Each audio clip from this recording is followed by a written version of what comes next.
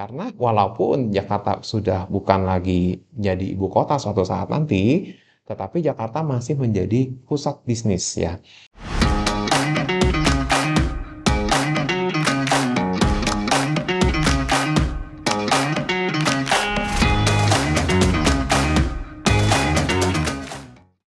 Halo, kembali lagi bersama saya Willy Steven di channel Deal with Willy. Pada kesempatan kali ini saya mau cerita nih, ya kita sering dengar orang jual rumah itu untung ya. Jadi jual rumahnya itu rumah siapa? Ya, rumah kebanyakan rumah orang tua atau rumah yang sudah lama dibeli. Jadi banyak orang jadi tergiur kepengen banget gitu punya rumah yang bisa diinvest untuk jangka panjang. Karena kenapa? Karena mereka semua, ya mungkin kita juga termasuk ya, yakin bahwa ya kalau harga rumah kita beli sekarang nanti pasti nggak bakalan turun. Tapi coba kita cek lagi, apakah benar rumah itu selalu pasti naik dari tahun ke tahun atau kita keep untuk waktu yang lama, sudah pasti kita untung. Ya, saya sedikit cari-cari dan akhirnya menemukan setidaknya ada 5 hal yang kita bisa pertimbangkan kalau kita mau beli rumah sekaligus kita mau investasi. Kita jadikan investasi juga untuk jangka panjangnya. Kita mulai dari hal yang pertama.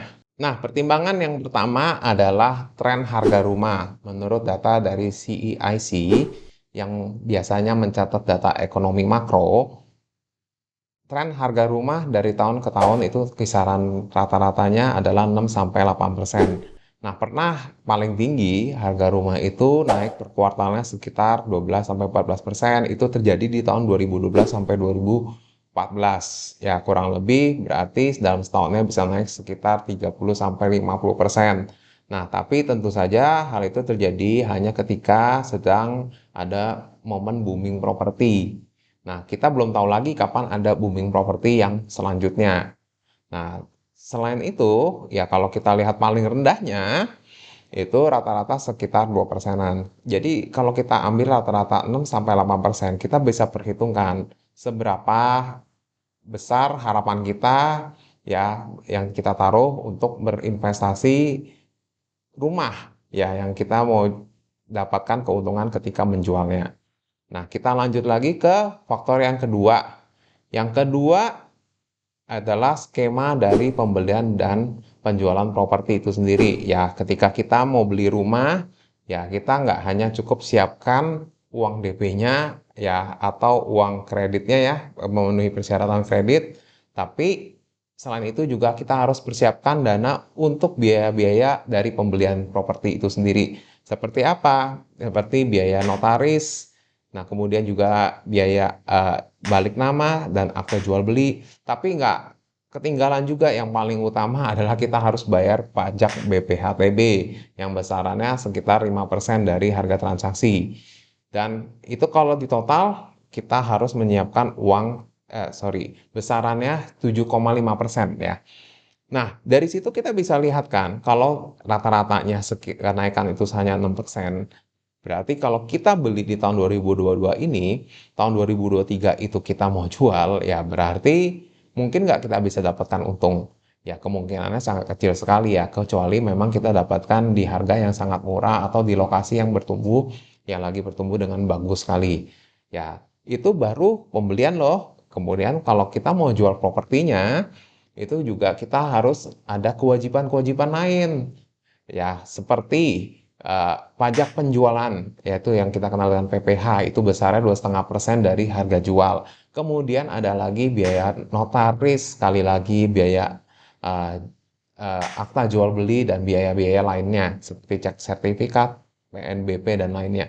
Nah, tentu saja ya biaya-biaya itu, ya itu akan mengurangi besaran keuntungan kalau kita memang meniatkan ya beli rumah itu sebagai sarana investasi. Oke, faktor yang ketiga adalah backlog rumah. Sederhananya, backlog rumah itu adalah selisih dari jumlah rumah yang tersedia dengan jumlah keluarga yang membutuhkan rumah. Nah, sederhananya di negara Indonesia ini yang ada 270 juta penduduknya, itu dengan 60 juta keluarga, ya itu idealnya memiliki 60 juta rumah juga kan untuk sebagai tempat tinggalnya. Nah, kemudian kalau kita perhatikan dari data pemerintah itu masih ada selisih. Jadi total rumah yang sudah dibangun oleh pemerintah dan swasta itu totalnya masih ada sekitar 45 sampai 50 juta. Maka kita bisa lihat catatan backlog di rumah saat ini itu kisarannya sekitar antara 10 sampai 15 juta. Ya terakhir dengan makin agresifnya, makin ekspansifnya pemerintah dalam membangun rumah, ya tentu angka ini semakin menurun. Nah, kembali lagi ke investasi, apa untungnya buat kita? Nah, seiring dengan jumlah backlog yang besar ini, itu berarti rumah itu akan masih menjadi kebutuhan pokok sampai ke depannya. Dan dibarengi juga dengan bertambahnya jumlah penduduk, itu berarti meningkatnya permintaan di masa mendatang itu masih terus terjadi. Sehingga kita bisa yakin bahwa harga rumah atau harga properti itu masih terus terjaga untuk kedepannya. Nah, itulah faktor ketiga yang kita bisa ambil dari backlog rumah. Nah, kemudian kita masuk lagi ke yang keempat, yaitu supply and demand. Ya, artinya ya permintaan yang dibarengi dengan persediaan yang ada. Nah, sederhananya apa? Ya, ini kita bisa lihat dari beberapa aspek. Ya, kalau kita lihat dari lingkungan kecil dalam satu lokasi saja, kita bisa lihat satu lokasi itu bagus atau tidaknya tergantung dari berapa banyak orang yang ada di dalam lokasi itu. Tentu saja dibarengi dengan uh, kualitas ekonomi yang ada di dalamnya. Yang paling gampangnya kita sebut dengan perputaran uang yang dilakukan oleh sekelompok orang yang tinggal di lokasi tersebut. Jadi sederhananya gimana? Ya, kalau di satu lokasi tersebut semakin banyak orang yang tinggal, berarti nilai propertinya juga cenderung akan makin meningkat. Nah, sebaliknya, kalau lokasi tersebut sudah jumlah orangnya banyak, tetapi juga bisnis yang dilakukan juga jumlahnya banyak, itu juga harganya pasti akan lebih tinggi. Karena kenapa? Karena perputaran uangnya akan semakin membesar.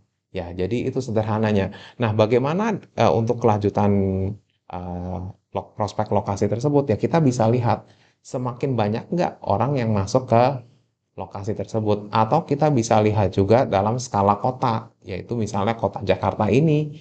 Ya, kota Jakarta ini walaupun kita lihat sudah banyak orangnya, sudah mahal-mahal harga propertinya, tetapi kalau kita lihat ke depannya, itu makin masih banyak ya orang yang masuk ke eh, kota Jakarta. Karena kenapa? Karena walaupun Jakarta sudah bukan lagi jadi ibu kota suatu saat nanti, tetapi Jakarta masih menjadi pusat bisnis ya. Pusat bisnis tentu saja dibarengi dengan banyak ya pusat hiburan juga, pusat pembelanjaan juga, pusat pendidikan juga, pusat kesehatan juga. Ya, itu yang tetap menjaga nilai dari properti yang ada di kota Jakarta tetap terjaga. Begitu juga dengan Indonesia.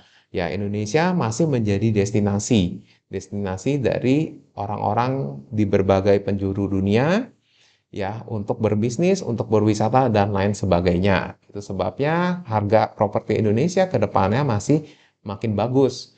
Ya, tentu saja kita juga bisa lihat ya harga-harga properti yang ada di negara-negara maju seperti Singapura, seperti Hong Kong dan lainnya itu masih jauh di atas harga properti di Indonesia.